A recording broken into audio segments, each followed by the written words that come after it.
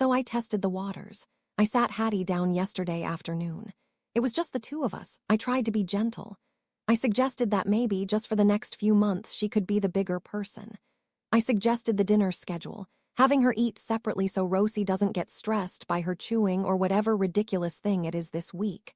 I asked her to just disappear a little bit, to back down from every argument even if she's right, just to keep the peace.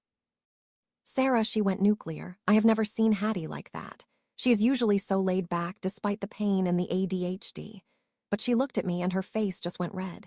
She completely blew up. She stood up and shouted, "Are you kidding me? Mum, A-levels are infinitely more important than GCSEs."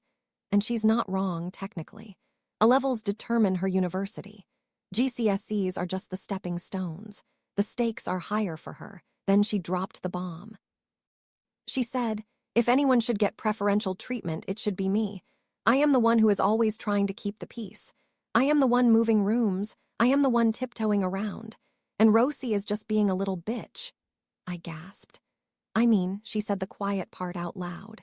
She called her sister a little bitch to my face, and honestly, in that moment, I couldn't even scold her because I knew she was venting years of frustration. She looked me dead in the eye and said she is done being the sacrificial lamb for Rosie's anxiety, which Hattie thinks is just a cover for Rosie being a control freak. But here is the problem. Rosie won't back off.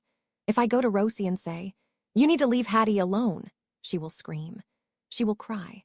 She will throw a fit that will last 3 days and disrupt the entire house. She will say we don't understand her mental health.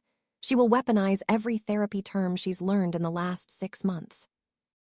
Hattie, on the other hand, if I force the issue, if I put my foot down and say, "I am your mother and this is how it's going to be," she will do it. She will stay in her room. She will eat cold dinner.